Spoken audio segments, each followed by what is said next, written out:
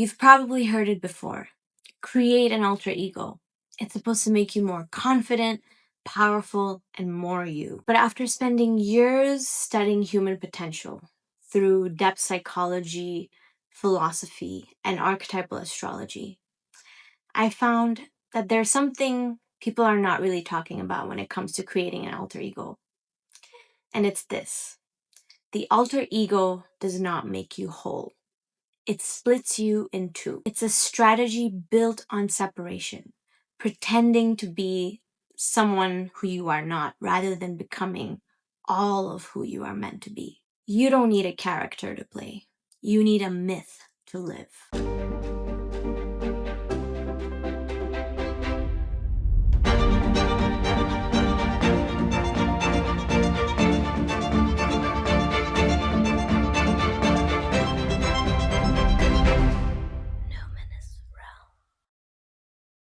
If you're new here, I'm Somya. I'm one of the co-founders of Numinous Realm, so welcome to the channel. Okay, so little backstory. Like most of us in life, I wanted to be cool and successful and, always striving to be better as a human being. And there's this creator that I have been super inspired by. His name is Zach Pogrob. He's mainly on X, but also on Instagram. And his whole thing is about obsession, that you need to be obsessed in life. Let this one thing or whatever it is that you're doing, whatever it is that you're creating, like totally consume you. And that's all that matters. And I have so much respect for Zach. Like I'm always, whenever I see his posts, it brings us a level of energy into my life that I deeply appreciate and honor. And I tried to live in the way that he did. I mean, he was just so relentless, running all the time and like drinking energy drinks and staying up all night to do whatever he has to do. And so that was something that I was starting to emulate, and I felt that, okay, this is kind of an alter ego. I think in many ways I made him into my alter ego, that would enable me to live out the potential that I have not yet tapped into. But I realized that it was while it did help me reach the next step of like gaining discipline and realizing that I needed to let go of all these things that are coming in the way of the main thing that I'm trying to do, it did also make me feel like something was missing or something was not being fulfilled, something was being suppressed and hidden, and therefore I was starting to feel a bit split from myself. Like was Somya and who she's trying to be, but there's this other entity, this alternate ego, right? I mean, that in a sense is already a splitting there, and how she's trying to more than just bring that into my life, like trying to become that. And so there's all the rest of me that's now being shoved aside, and this idea of obsession is like taking over my entire being, right? So, as an astrologer and specifically an archetypal astrologer, I realized that, okay, wait a moment, this is one piece of the puzzle. And for, if you're new to this, I'll just keep it very simple. This idea of obsession is very much tapping into the archetype of Pluto, which is literally about obsession and getting really intense and going deep into something. And so I knew that I had these 10 archetypes, the 10 planets in my chart, and I'm now only trying to tap into one archetype. And so it started to, feel like not so whole anymore. And that's when I realized, okay, the alter ego is not gonna really help me fulfill my full potential, because it's not whole. And life is truly about not just emulating someone, but taking those pieces of what you feel inspired by and then making it into your own thing, right? Continuing to evolve. So, what I want to do in this video is to walk you through 3 reasons why you do not need an alter ego, you need a myth. And what I mean by that, what I mean by myth, is your mythology, right? It's something that is deeply archetypal. Like when we think about Odysseus or any movie character, really, like there's a certain kind of a story that they're living, their struggles, their creativity, whatever it is, it's sort of shaping them into who they are, and that is how we mythologize someone, because they have lived in a certain unique way, right? And so you have that mythology in you as well.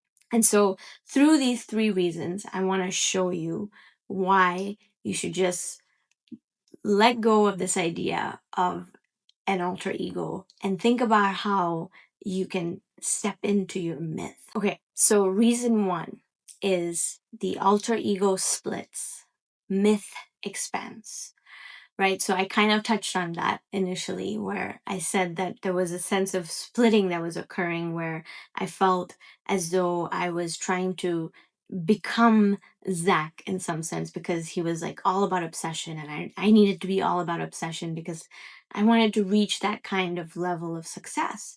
And it worked for him. You know, it's something that it's his mythology. He was starting to see that his story was about obsession. And while I can take something from it, it may not be my entire story, this sense of obsession. Maybe that's not what Somya is trying to bring into the world, or is trying to evolve with. Here's an example, okay? We have Batman, right? Who is clearly, in some sense, living a split life, right? Bruce Wayne on one hand and during the day, and then Batman at night. And if you've seen the Batman movies, or you've read the comics, you know that there's this sort of tension that he experiences, right, in having to hide his actual his alter ego from his personal life. So there's an inherent tension there of trying to be two people at once without letting the other be exposed. In this case, that Bruce Wayne is Batman, because that would create a lot of trouble for him. And so you can think about the alter ego like that you're a regular person, you're living your life, you're Bruce Wayne, and then you're trying to become Batman, right? And so, does that sound like like something you'd want to continue to do, where you're just like in moments you're tapping into Batman and then you're coming out of it, versus someone like Harry Potter, who is clearly trying figuring out his life from the beginning. We come to know him as this boy who didn't even know that he had this deeper story that was already unfolding before he was born, right? And so um he's coming into himself as the journey unfolds. And yes, there's this other entity here of Voldemort, who's like trying to sort of actually split him, or even trying to just bring this sort of darker side of him out. And you can see that Harry Potter's like wrestling with these two sides, but he continues to incorporate and to transcend almost that shadow, to bring the mythology of who Harry Potter is out continuously in his life. So there's a story there that's unfolding. It's not really a splitting in the way that Batman and Bruce Wayne is occurring. And so that's one way you can think about it, right? The alter ego is Batman and Bruce Wayne. The mythology, the myth is Harry Potter, who you can see is evolving throughout the years, throughout as his journey unfolds. Right? There's this sort of there's a continuity there, but it's expanding. This idea of what Harry Potter is, who Harry Potter is continuing to expand as he works through all of these dynamics in his life. And here's a real life example of someone, you may know this already, who has or had an alter ego. Beyonce, right? Sasha Fierce was her alter ego, and she has talked about it, where she needed this sort of alter ego, to step in to her highest moment, where she would go on stage and she would need to let go of who Beyonce was. And that's super helpful. I mean, that, to sort of psychologically die to who you are, and become someone else, but only for a moment, right? And that's why she has even shared that she no longer needs Sasha Fierce. Like, she's not, it's not her alter ego anymore. She doesn't have an alter ego anymore. And so you can think about that. It's like, do you want something that you can create right now as an alter ego, knowing that you're probably gonna just throw it away at some point? Or do you want something that's going to continue to expand and evolve with you, right? In some sense, it's great that Beyonce no longer, needs Sasha Fierce. She's maybe, brought in and integrated that part of herself. But what if she didn't even have Sasha Fierce from the beginning, and it was something else? It was more of a mythology rather than an alter ego. So then that myth would have continued to evolve, rather than having to,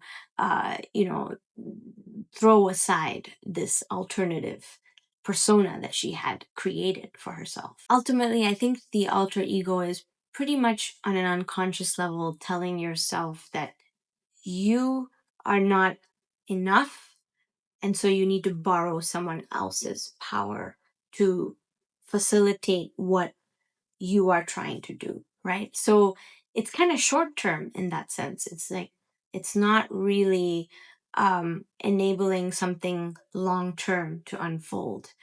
And the mythology, the myth, can really help facilitate that. And reason two is that life is a process of individuation.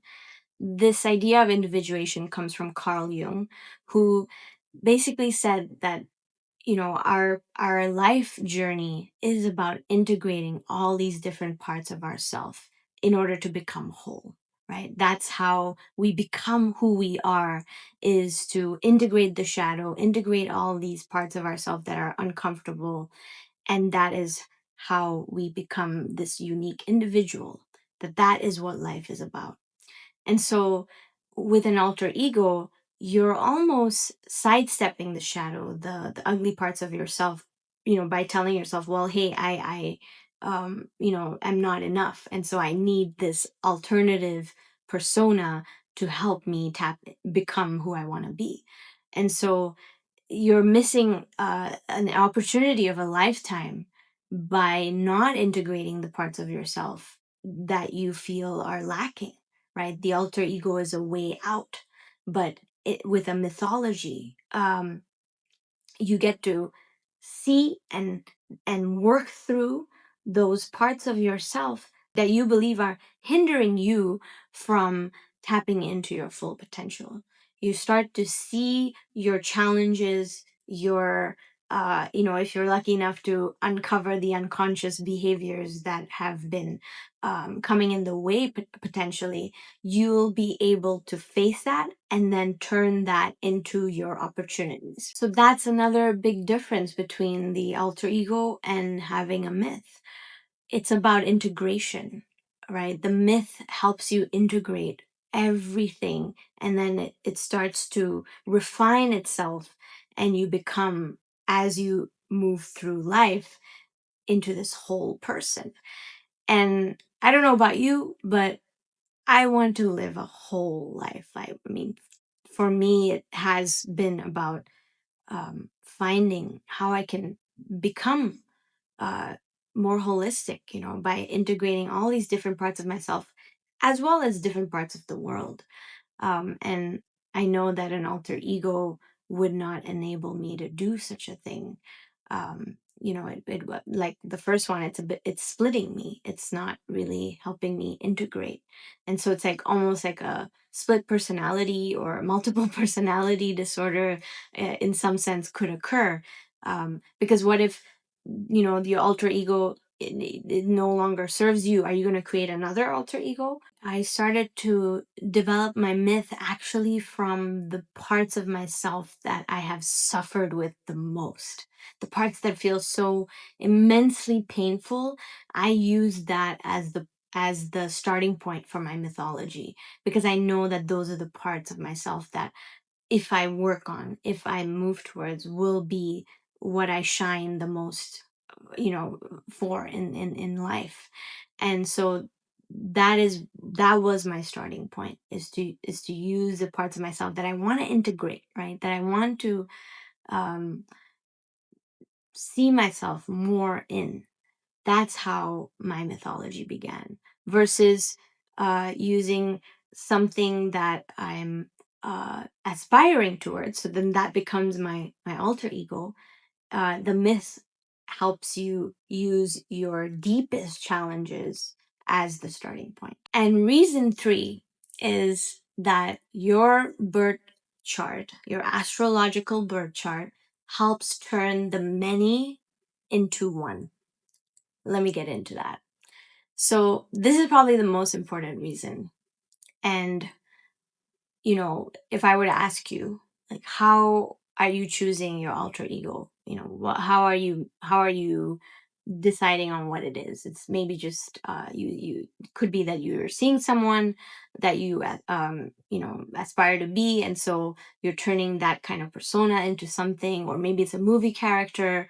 Um but with a mythology, you can actually use your birth chart, your astrological birth chart, to understand and unpack how and what that myth can be. So there's actually a very profound framework here that can help you develop your mythology. So I touched on this earlier, where I said that, in terms of the example that I gave you with Zach and obsession, how it reflects this archetype of Pluto, but then there's these other planets, right? From, Sun, Mercury, Venus, Mars, Jupiter, you name it. And those are all in my chart as well, and in yours, right? And then you can see how these different archetypes, these planetary archetypes, are relating to each other, and what that means for you as you get to know. And if you're proficient in astrology, then you already know, what those challenges are, what your gifts are. But if you're not, you can start to look at it right now and learn a little bit more about your birth chart, and understand, like, what are the psychological dynamics that you have been born with, what are the gifts that you've been born with. And through that, you can look back in your life and see, like, what were some major pivotal moments, what are some, stories that keep coming up in your mind. And I think we tend to hold on to the negative, the challenging stories, because we're truly, like what Jung suggests, is we're individuating. So we're really trying to learn from those mistakes, from those hardships, so that we can become better and better. And so you will see that very clearly in your birth chart, like, what are the challenges that you have faced. And through that, you can start to come and see, okay, what is the deeper story here? And it may take a moment to, really uncover it. You have to do some reflection here. You have to learn about the different archetypes to see, like, what it actually indicates for you. But I can promise you, as I have done this process myself, and I have created my own mythology, and it's been such a joy to come into it, because I don't even think I am fully my myth yet. And that's what's so profound, is that I am becoming it. While an alter ego maybe makes it feel as though, okay, I'm switching over now and I'm this person.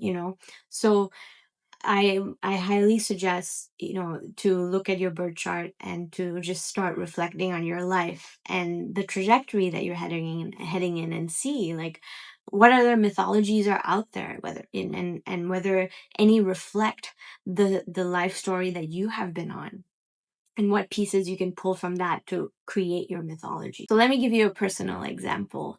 In my birth chart, I have Venus in an alignment with Saturn. Okay, so Venus is all about love, beauty, aesthetics, harmony, relationships. It's a very sweet feeling. Saturn, on the other hand, is all about restriction, limitation, hardship, but also wisdom. And it also has this affinity for like elders and things that are old. And so I saw, when I first came across my birth chart, I was like, oh my God, like everything makes sense, because I had so many hardships through relationships, whether it was like with boyfriends or with girlfriends, like girlfriends as in like my friends. And it was just always kind of something tough was happening for me. And I just couldn't understand why that was until I came into my birth chart and I was like, okay, wow, here it is. Um, and so that was like the main part for me with when I was creating my mythology. It was like, this is huge. Like I've other than just the relationships with Venus also has to do with aesthetics and art. And Saturn can often like make someone feel as though they are really struggling with that area, or but they have such a dedication to it as well. And I found that I suffered from perfectionism, and that was what hindered me from creating art, even though I so deeply wanted to. And I always did create art, but it always felt like art in the sense of like music, and I wanted to be a singer, but it always felt like I wasn't enough and I wasn't doing enough. And so that made me see that, okay, this is a huge part of myself that I've grappled with my entire life. I wanted to see how I could turn that into my fullest potential, because I knew I had just only touched the surface, right? There was so much more. And I was looking at other people who had a similar aspect as me, and I could see that I really, really had much more to offer, not just the world, but myself. And so that was the starting point of my mythology, and how I used the two archetypes to really curate the name, the feeling, um, and the larger story behind my myth. So I hope you can see why having an alter ego is actually quite limiting. It may be a good stepping stone, but at some point you need to let that go, right? I mean, just the way that Beyonce let it go because it was no longer serving her.